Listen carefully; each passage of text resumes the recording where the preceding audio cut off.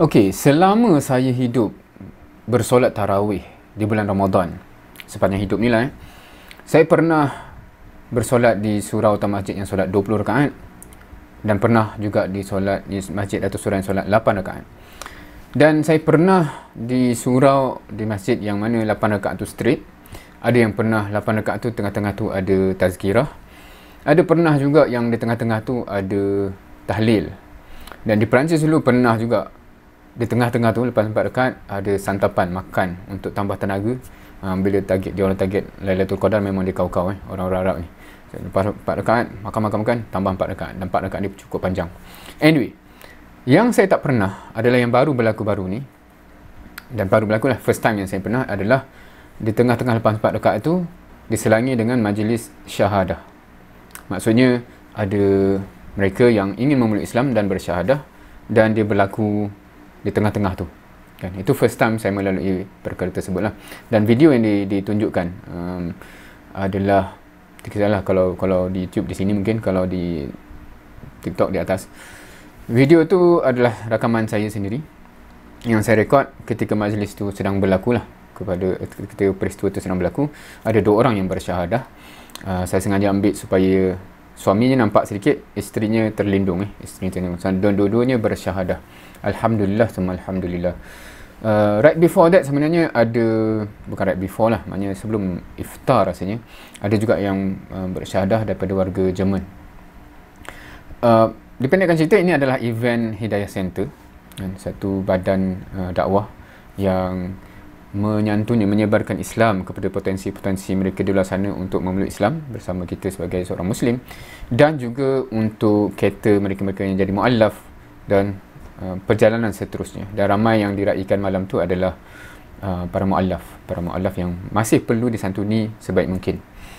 Jadi yang saya nak sebut di sini ataupun nak dikongsikan sini ialah bila kita melihat sendiri dan lepas syahadah tu kita berpelukan dengan yang lelaki peluk dengan lelaki lah, kan, yang perempuan peluk dengan perempuan. Subhanallah, kalau kita bayangkan ganjaran orang yang bertanggungjawab ataupun yang ada saham dalam pengislaman mereka, kan, seperti mana sabda Nabi sallallahu alaihi wasallam, la yahdiyallahu bika rajulan wahidan khairul laka min humurin na'am, atau kama qala. So ganjarannya cukup besar. Dan yang saya nak highlightkan di sini adalah sekiranya kita ada kesempatan, ada rakan-rakan belum Islam, non-Muslim yang berpotensi, kita ajaklah, kita sebarkanlah dan sebagainya. Ada banyak cara yang boleh dibincangkan kemudian. Cara direct, cara indirect. Ada cara kalau Hidayah sendiri dulu sebelum ni saya pernah dengar dia biasa buat open your eyes dinner. Maksudnya kita ajak kawan-kawan non-Muslim kita secara dinner. Makan akan free kalau kita ajak non-Muslim lah. Dia ada tanggung supaya mereka ada di situ dan boleh dengar sendiri daripada speaker-speaker yang memberi kesan. Itu banyak contoh-contoh benda yang boleh dibuat. Bagi mereka yang mampu, ada platform contohnya kalau ada di sana influencer ataupun ada capacity untuk menyampaikan, sebelum mungkin kita sampaikan sebaik mungkin. Bagi mereka yang tak mampu, sebelum mungkin kita support juga, kan. Dalam saya di meja bulat tu kebetulannya adalah makcik seorang tu, mu'allaf rupanya. Dan bersama ada, saya rasa 2 anak dia, anak yang dah besar. Salah satu anak dia memang penuh tattoo dan sebagainya. Dan masa setengah makan atau lepas makan, saya rasa ada ustaz tu lalu dan makcik ni tegur lah, kan, oh rupanya ustaz ni pengajar kelas dan sebagainya. Dan dalam dialog tu makcik ni cakap lah pasal kelas dan sebagainya. Tetapi ada something yang mungkin saya nak petik dekat situ. Ustaz tu cakap dalam konteks struggle-nya untuk sustain, menampung, sebab lagi ramai kita, secara statistiknya hari tu dibentangkan juga berapa ramai mu'allaf yang telah memeluk Islam. Kisahnya tak habis di situ, kan, sebab kita perlu buat kelas untuk mereka. Kadang-kadang mereka ni ada yang ramai yang hidup susah, keluarga dah shun them away dan sebagainya. Mereka memerlukan support, mereka amat memerlukan support. Dan maksudnya support yang diperlukan tu bukan hanya untuk buat event ajak masuk Islam, tetapi lepas tu macam mana kita nak sustain mereka sampai mereka stabil. Jadi siapa yang mampu directly bantu, amat digalakkan. Platform sebenarnya banyak di luar sana. So mana-mana platform yang menyebarkan Islam, saya mampu, saya rasa join. Kalau Hidayah Center pun ada kelas-kelas dan sebenarnya kalau pada asatizah dan sebagainya boleh menyumbang di situ, amat digalakkan. Saya amat galakkan. Bagi yang tak mampu, harapnya paling kurang kita dapat support financially, sebab financial dana amat diperlukan untuk reality hakikatnya untuk run macam-macam benda kan.